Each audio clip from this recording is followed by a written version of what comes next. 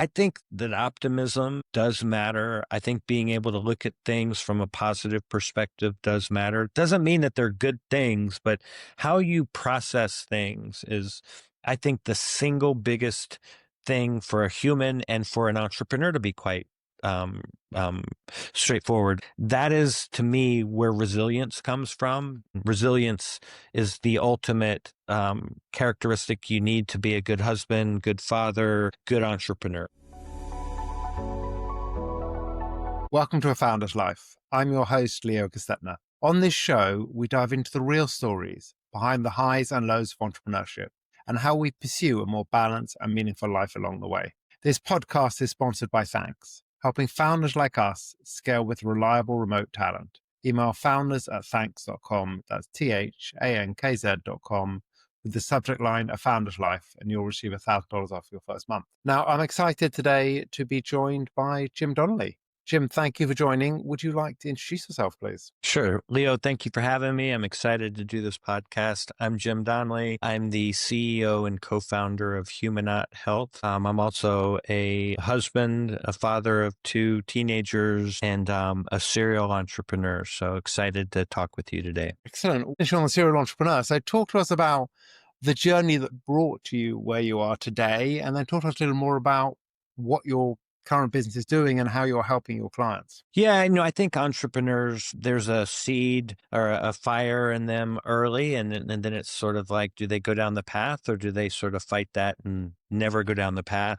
I grew up in an entrepreneurial family. My dad was a retired Army officer that decided he wanted to be an entrepreneur. He opened many businesses. He wasn't a particularly good entrepreneur, actually. He had multiple bankruptcies, and as a kid in a household with multiple bankruptcies, you sort of see the highs and lows of entrepreneurship. And the thing that I always admired in my dad is he, number one, we're in the United States, so I think failure and success can be equally celebrated. Failure's kind of the stepping stone to your next success. And so my dad actually taught me less about, he modeled a good life for me, but when it came to life lessons, he talked about things like, there's no, debtor's prison in the United States, Jim. You, as long as you work hard, do what you say you're going to do, use your money the same as other investors' money. People are very understanding of success and failure, so they'll give you another chance. And so I grew up in that environment. I did start my first business when I was 21 in grad school as a business school project, won a bunch of awards, but I had a military commitment. I had to go in the Army. I went and did the Ranger School thing and jumped out of airplanes. And the best part of that experience was I met my wife, who had just come from West Point. And although we didn't date that at that time, we met, and 10 years later, we became more of a couple. But in that interim 10-year period, I really wanted to go out and learn things to make myself a better potential entrepreneur. So I worked in corporate America. My thesis was I would take the highest, most profile, most challenging jobs. I worked at companies like Coca-Cola, Citibank, AT&T. Each job had an agenda. I wanted to learn international. I wanted to learn retail. I wanted to learn technology, consumer packaged goods. And my approach was, the day I would get promoted, I'd go get a headhunter to get me my next job so I could get promoted twice as fast, and I could get through my corporate experience twice as fast so that I could get back to being an entrepreneur. And then in 2001, it was just kind of enough is enough. I was at a friend's wedding. I got paired in a golf cart with another entrepreneur. He said, "Hey, what are you doing, Jim?" And I said, "Well, I work at Citibank." And he said, "Well, what did you do before that?" And I said, "Well, I worked at Coca-Cola." And he said, "Well, then why the hell are you in my cart? Like, I thought this was the entrepreneur cart." And I said, "Well, you got a good point. I did have a successful business once, but it's been a while." I quit my job that week. It was the kind of the last thing I needed to get me over the hump. I had a good buddy at Citibank. We both quit. We went and did I Go, You Go. I Go, You Go 4 years later won a Webby Award as the top travel site in the world. And we sold that to Travelocity, and that provided me the resources to be an entrepreneur for the last 25 years. And then Humanaut, I say, is the end of that 25-year journey. I couldn't have started at Humanaut. Humanaut is a very complex business in the health optimization space. So prior to Humanaut, I've owned high-end health clubs. I did Restore Hyper Wellness. Restore Hyper Wellness is sort of like the entry-level wellness type things like cold and heat and pressure and hyperbaric oxygen. But it, that was a 8-year journey of learning how to scale a medical business, corporate practice of medicine, understanding retail better. And then you wake up one day and your why kind of changes. My dad died of cancer, and I knew that Restore didn't go far enough to help someone like that I loved. And then I got run over by a drunk driver. 65 miles through a red light. I'm going 65 through a green light. That's never good for a human body. And thank goodness I found a variety of different things to help me, including stem cells. And so between my father dying and having just gotten a huge private equity investment in Restore, General Atlantic, which is top of the food chain, invested $150 million, $125-ish million into Restore. And so that kind of brings you to an inflection point. And between that and wanting to go create something new, your dad dying of cancer, getting run over by somebody, you're saying, okay, that's probably a sign from the universe that it's time to go do the next thing. And the last 2 years has been all about building Humanaut into a world-class business. And we'll scale it. We'll open 100 locations over the next 3-4 years. We've got a sophisticated telehealth component, and we're launching an e-commerce store for a variety of things that we sell in the next couple of weeks as well. So it'll be this really interesting omni-channel approach to health optimization. We have a world-class team on the corporate side. We have a world-class team on the medical side. And we get quite a lot of attention because of the track record of the founding team. And so it's kind of interesting to get as much attention as we get, given we're new. We've already won awards for the most innovative health and wellness concept, from things like Athletech News. And so we're very flattered and humbled by that and looking forward to the journey. Wow. Sounds like some journey. So how long has that business actually been around for now? Humanaut's been around for going on 2 years. Our first retail clinic's been around for about 9-10 months, and we've already started opening our next clinic. So we're opened our second one in Palm Beach, Florida. We're, far down the path for our third location, our fourth location, and sort of 5 through 15 in various parts of the country. So it's happening. Nice. And have you raised much money so far for that one? Yeah, we raised about $17 million so far for Humanaut. We'll raise a little bit more money for some strategic things that we want to do, but raising money for a great idea in the health optimization space with a good track record isn't really our biggest challenge. There was a time in my entrepreneurial career where you had to approach it very differently. It was all angel money. It was people who knew you. And over the years, having had a really good track record of success, it's become a lot easier. Humanaut, I basically raised money with the rest of the co-founders on a napkin at first. The very first investment commitments came in. Then, of course, we put together a pretty sophisticated presentation. People really love the vision. They know that this category, I'd say health optimization, preventative health and wellness, you can even say the word longevity. It's probably the hottest category in the world outside of AI. And so there's just a lot of interest, and people are making bets, and they're trying to put bets on the best entrepreneurs. There are going to be a lot of winners. There's going to be a lot of losers. And, we obviously want to be on the right side of that. Sounds like hopefully you will be. It's got some exciting products. As an entrepreneur, I will say this, over time, you have to really think about your currency. There was a time where my currency was definitely money and having a big exit. And, I think I always sort of had passion around my businesses and a good compass around the important things. If you build a good business, the money will always follow. But, when you are at my age, when you do have a family and loved ones and teenagers, my currency definitely starts with purpose, societal impact. I'm never going to do anything that's going to sacrifice my relationship with my kids and my wife. I actually involved them quite a bit. They're pretty passionate about what we do as well. And, there's just lots that goes into finding the right balance and finding the right joy in every part of that. Well, That leads very nicely into talk a little bit about family and what that means to you. I say there are certain things in life, and there aren't many of them that are irreplaceable, and family is certainly what I put in that bucket. My daughter turned 16 today, and I had a very important meeting in New York City. We were meeting with some strategic partners. It's a lot of money. It's very good for Humanaut, and they wanted to meet tomorrow. And in order to make those meetings, I was going to have to get on a plane, fly to New York. And I talked to my daughter and I looked her in the eyes and said, Stella, I want you to understand this is a very important meeting. And she said, Dad, listen, you've been there for me my entire life. Go do your meeting. So anyway, I'm a kind of an emotional guy. I start to kind of tear up and get emotional. And she said, Dad, come on. It's okay. It's okay. And I said, Stella, I'm going to change that meeting. I am not going to miss your 16th birthday. And so I changed the meeting. And to be quite frank, it wasn't nearly as hard to change the meeting as you kind of sometimes kind of make yourself feel like, oh my gosh, these are important people. They're not going to want to change.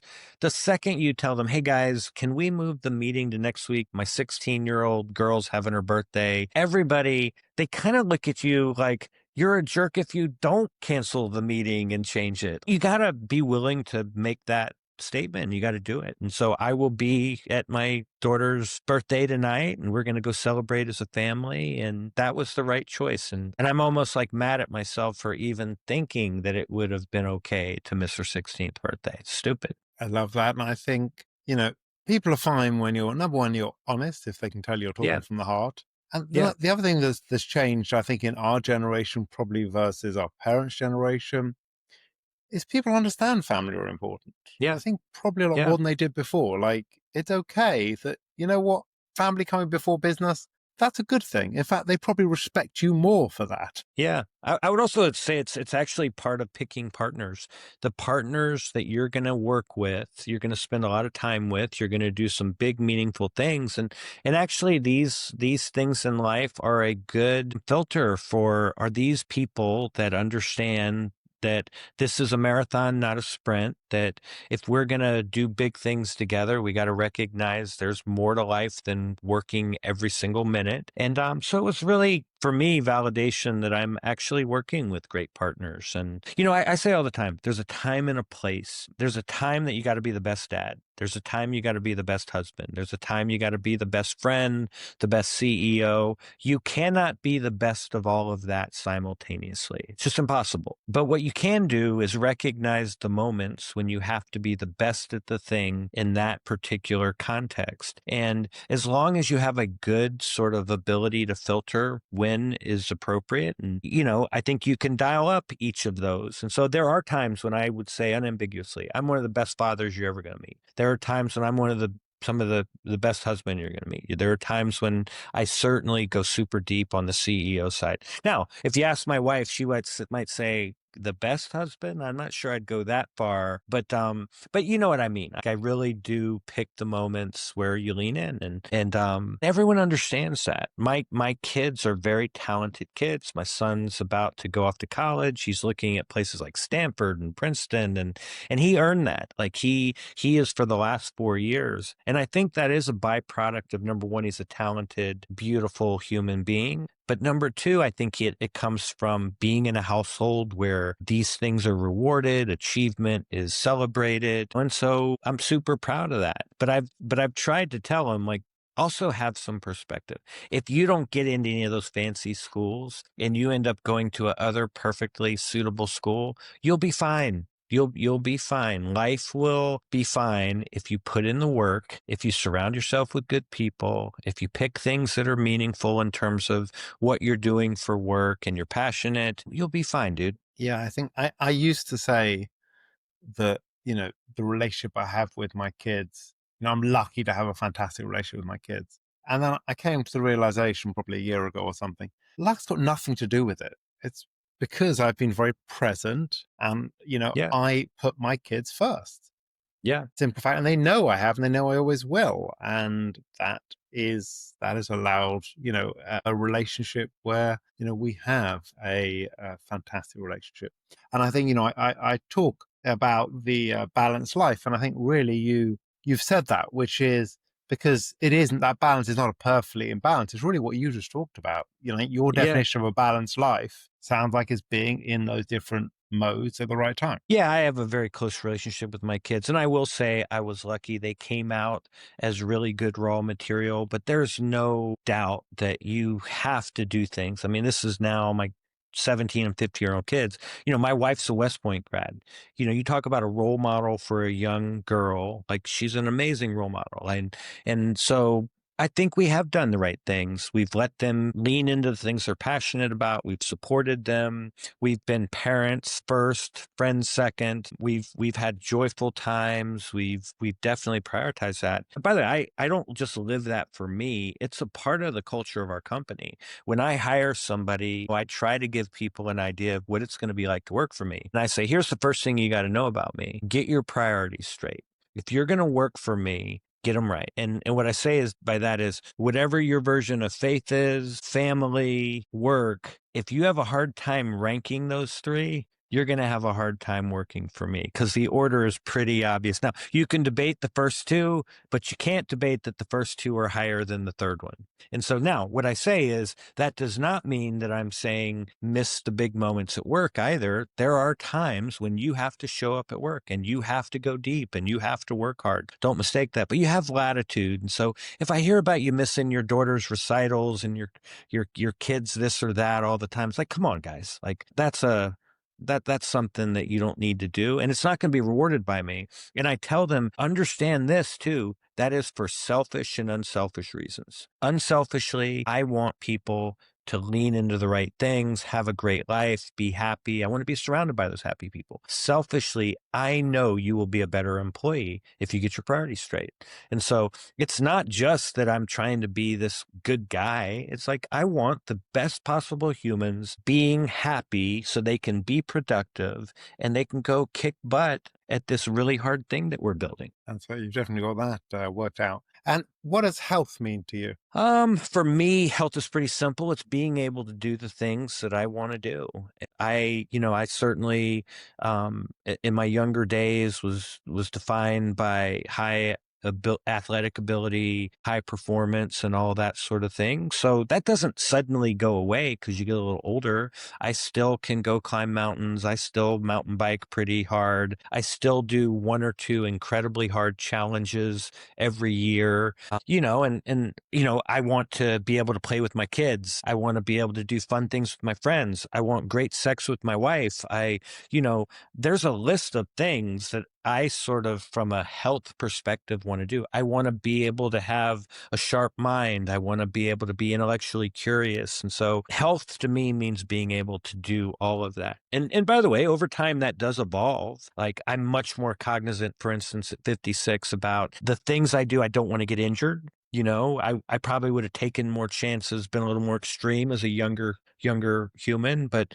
now I'm just a little more cognizant of sort of like, hey, the risk reward there might be a little off. Maybe I'm not going to do that, but I'm not going to like taper it back where I'm not going pretty hard. And yet I have a lot of friends that are similar to me, and most of my friends tend to be a little younger than I am for a variety of reasons. I find that, I do have a high bar for what health is. I do optimize myself. I'm a big believer in optimization. I do all of the blood panels. I do all the diagnostics. I'm not like guessing at what I need to do to be healthy. I'm actually getting the data and figuring out exactly what I need to be healthy. And then I'm going after that. And, we were talking before we got on the podcast. I literally had stem cell injections in my shoulder this morning. My shoulder was bothering me. It's the last joint that I had not gotten injections in. So when my shoulder started to become a limiting factor, I'm like, okay, I'm going to go get that fixed because it's keeping me from doing a couple of things that I love doing, and that's not acceptable. And so that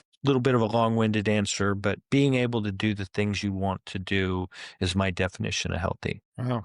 And what do you like to do for fun? I will say, having active, fun kids and a wife that once again is pretty adventurous. We're always doing stuff outdoors. I like to like to mountain bike. I like to fish. I used to like to hunt. I don't like to shoot things as much anymore as I'm getting old. But just outdoorsy, active things are kind of our love language as a family. Like to travel some. We certainly have been all over the world. I let my kids pick each summer. They get to alternate. It's pretty amazing to see some of the places they've chosen, and we kind of lean into let's go see the world and learn. And we've got, by all accounts, a pretty lovely, active, adventurous life. And I've actually got someone on my podcast coming up soon. He took a year off with his daughter. He is traveling the world. Listen, That's pretty fun. I'm jealous. When I left Restore to do Humanaut, I didn't take any time off. Now, part of it is because the things I tend to work on around my businesses are things that I really care about and am passionate about. I mentioned I Go, You Go travel company. Like, I was a military kid, lived all over the world. Travel is sort of part of my DNA. So the things I'm doing, I really enjoy doing. I love the health optimization game. I wish I had taken some time off. And I will do something this coming summer with my son that'll involve multiple weeks. And when my daughter goes away to college, I'll do the same for her. And I hope that when they're adults, we can do really wonderful things. And I think wonderful things require time. Like to be able to take a year off and travel around the world with my daughter. My gosh, what a joy. I don't know if I have it in me, to be honest, but I aspire to something as great as that. And what has been a pivotal moment in your life? Well, I tell people all the time, I've had a pretty perfect life. I have a perfect life. Now, and I'm very quick to tell them, guys, that does not mean that everything goes perfectly. Like I said, I mentioned my dad died of cancer. I've had a couple of new ventures that didn't work out. I've had hard things, but for me, it's just been an aggregation of all the little things. Like, all of my failures, I feel like I've rolled into how do I do things better? Things like my dad's bankruptcy, I think actually made me hungrier. I'd be a different entrepreneur in terms of motivation if I'd had a lot of affluence growing up. Things like, meeting my wife when I was 36 and kind of at the point where it's like, gosh, now or never if I want to have kids. Like these things that are important to me, I think I've always been open to the thing I needed to be open to at the right time. And then the right thing has then happened. So a little bit of that you might call luck, but I kind of say being prepared for the luck to happen. And I've just had a series of those things. It's always worked out. And, like a pivotal moment business wise was like waking up and all the things that happened that I described earlier at the end of my Restore time. If those things don't happen, I'm not doing Humanaut. I'd still be grinding, 2 years later in that business, which I think is a very different business, not nearly as the potential of Humanaut. But because those things happened, I did make the switch and I love that business, but that's behind me. I'm not defined by that. It's time to move on. And that's kind of the way I think about things. I've just had a lot of things and been open to them at the right time. Being open to the universe. Hey, the universe will give you what you want most of the time. You might not know it's what you want, but like the universe generally, I always say the universe favors the prepared, the universe favors the good, the universe favors the optimistic. All of these things matter. Doesn't mean the universe is going to give it to you exactly when you want it and exactly how you want it. But, whether you call it karma, whether you call it faith, I lean into my faith kind of like, if good things are happening, God wants them to happen right now. If bad things are happening, he wants those things to happen and it's okay. Like I'll deal with it. And it's probably what you need rather than what you want. That's right. I think people too many times they get a little bitter that they're not getting what they want, but they are getting what they need. And some of the worst things that happen in life are exactly what you need in order to unlock the bigger thing that you would not have been able to unlock otherwise. So, Yeah, I'm a big believer that the negatives and the positives all mix together to make you who you are today. You wouldn't be who you are if you hadn't had failures, if you hadn't had things that weren't as successful, if you hadn't had the negatives as yeah. well, it all makes you who you are today, and therefore I'd argue a better person. And I'd also offer that how you perceive things also matters. So one man's negative is another man's positive. So like some of my worst things people would look at as like, that's your worst thing. Like, there's a lot worse than that. Believe me. And I'm like, I know, like there's a lot worse. So I think that optimism does matter. I think being able to look at things from a positive perspective does matter. Doesn't mean that they're good things, but how you process things is, I think, the single biggest thing for a human and for an entrepreneur to be quite um, um, straightforward. That is, to me, where resilience comes from. Resilience is the ultimate characteristic you need to be a good husband, good father, good entrepreneur. What's one piece of advice you would give to an aspiring entrepreneur? A lack of options provides clarity. There may be a lot of things you want to do, but understand sort of the environment you're operating in, understand what's possible and what's not possible. Don't fret about the things that aren't possible. Focus on the things that are. And when I say that, when you're first starting out, you're going to have less money. You're going to have to be a little scrappier. Focus on what you have available to you and let that lack of other options be a compass for leaning into the things that can actually make a difference at that point. Now, that's going to evolve over time. Those options that are available to you become bigger and different. So always the lack of options provides clarity. Focus on the things that you have in front of you that you can actually use and affect, and don't worry about the other things. Well, thank you for sharing today and for joining us. And how can people find you? Yeah, to find out about Humanaut Health, go to humanauthealth.com. Find me. LinkedIn's probably the easiest way. Go find Jim Donnelly on LinkedIn. I try to be very responsive. If I don't respond right away, I apologize. I get a lot of folks reaching out to me at this point in my career, but I try to respond to everybody. Well, thank you. Thank you, Leo. I really appreciate it. This was fun. It was. And thanks for listening to today's episode. If you enjoyed the conversation, don't forget to subscribe to the channel, tell your friends, and leave a review.